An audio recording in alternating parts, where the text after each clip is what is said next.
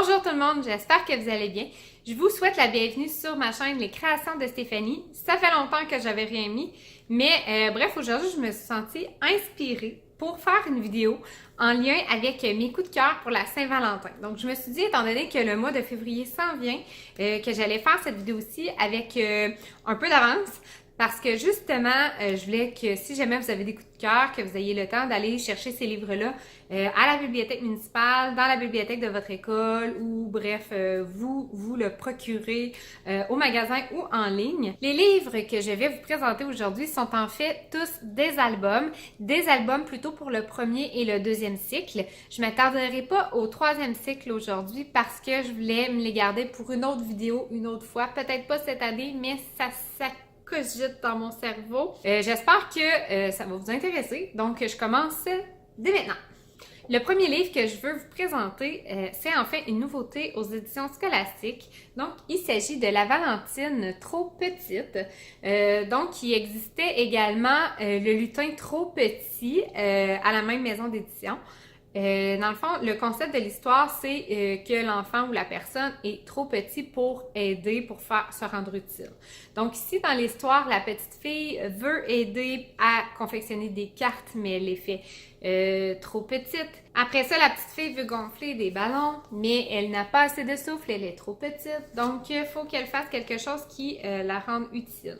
Et à la toute fin, elle trouve un chien errant, lui vient en aide, lui donne un gîte et à manger. Puis, elle a la fabuleuse idée de faire des biscuits pour chiens et de les vendre chez le fleuriste. Dans le fond, ses parents ils ont un magasin de fleurs et de cadeaux, une boutique cadeaux. Donc, elle a cette idée-là de faire des biscuits et de les vendre. Donc, c'est une petite histoire qui est très, très simple.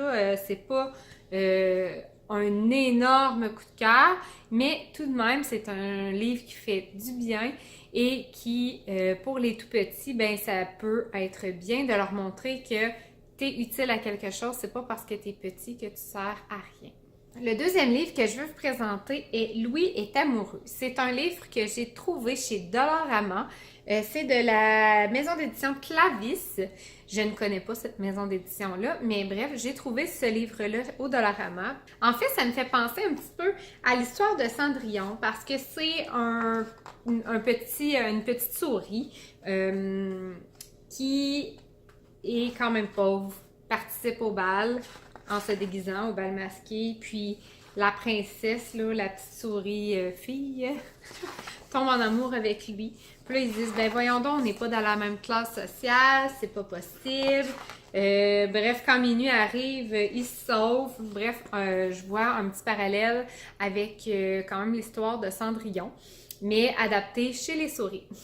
Pat le chat a également un album relié à la Saint-Valentin. Donc, il s'agit de Pat le chat à la Saint-Valentin, c'est cool. Donc, Pat décide de faire des cartes à tous ceux qui sont gentils avec lui, qui sont importants pour lui.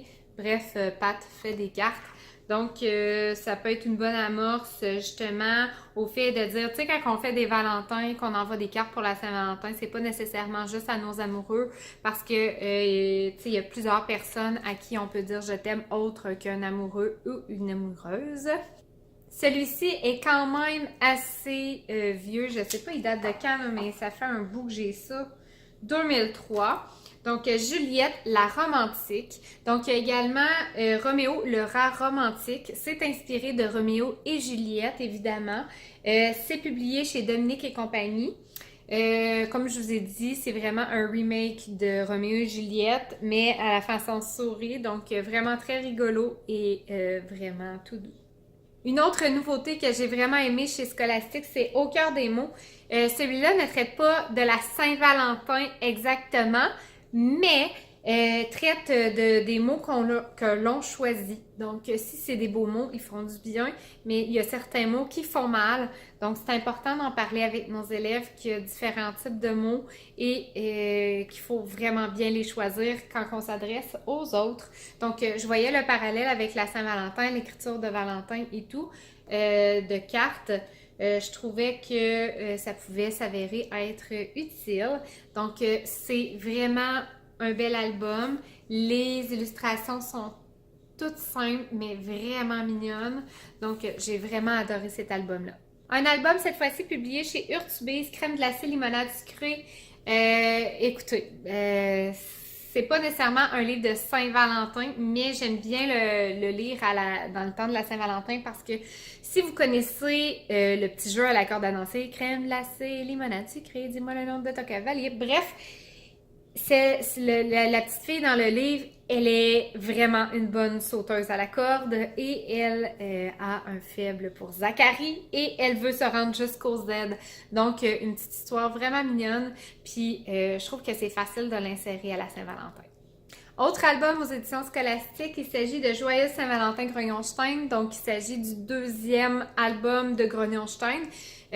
L'autre est probablement un petit peu plus connu, mais celui-ci porte sur le petit garçon encore qui n'aime pas la Saint-Valentin, il n'aime rien de la Saint-Valentin, donc ils décrivent plein de trucs, là, comme par exemple sa mère lui fait une boîte à lunch, là, un lunch en lien avec la Saint-Valentin, il doit apporter des fleurs à son professeur, bref, il aime vraiment pas ça, il est grognon, puis il déteste la Saint-Valentin. Enfin bref, mais tu sais, il y a comme une petite amie qui avait découvert dans le premier, l'autre album là, qui avait été publié. Puis elle non plus, elle aime pas la Saint-Valentin, donc ça finit que les deux ensemble, ils se donnent un Valentin, mais tu sais, comme de quoi qu'ils aiment pas la Saint-Valentin. Bref, c'est un album humoristique et vraiment très drôle qui fait rire les élèves à coup sûr.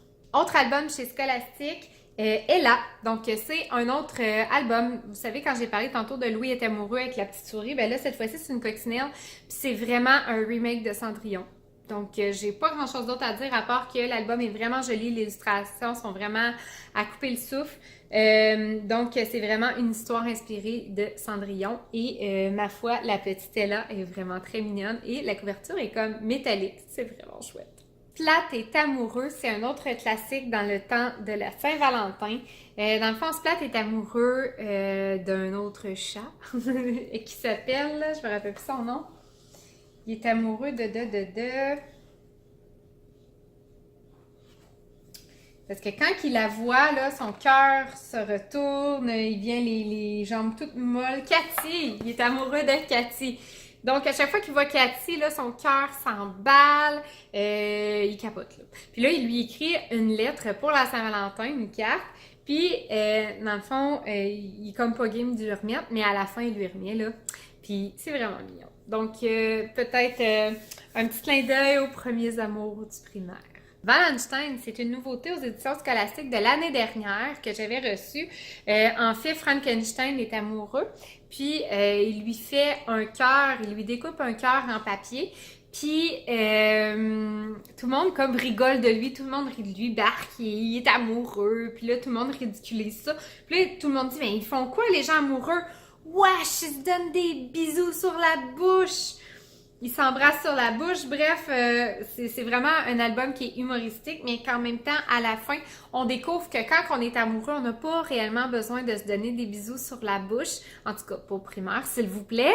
Mais bref, qu'on peut juste passer des bons moments ensemble. Donc, eux autres, ça finit qu'ils regardent les étoiles et qu'ils discutent ensemble. Donc, c'est vraiment cute. Comment faire une vidéo pour présenter des livres sur la Saint-Valentin sans parler de la grande fabrique de mots? Je pense pas que ce soit un album spécifique à la Saint-Valentin, mais c'est quand même cute. Il y a un petit garçon, il est en amour avec une petite fille, puis il veut lui dire, mais les mots coûtent cher et les beaux mots coûtent très cher. Puis tout ce qu'il trouve, c'est des mots qui sont laids et pas plaisants à donner. Donc, c'est vraiment une histoire coup de cœur en ce qui me concerne. J'adore cet album-là. Vraiment, je vous le conseille, que ce soit au premier cycle ou au deuxième cycle. Donc, tous les titres des livres que je vous ai présentés aujourd'hui dans la vidéo vont se retrouver dans la barre de description sous la vidéo. Donc, je vais mettre les titres, le ISBN, question que ce soit facile pour vous de le trouver. Surtout, si jamais vous avez des coups de cœur pour la Saint-Valentin, n'hésitez pas à me les écrire en commentaire parce que sérieusement, des livres, on n'en a jamais trop. J'espère que vous avez aimé ma vidéo. Si jamais c'est le cas, je vous incite à cliquer sur le pouce. Je vous incite également à vous abonner à ma chaîne pour ne pas manquer aucune vidéo. Sur ce, je vous dis à la prochaine. Au revoir!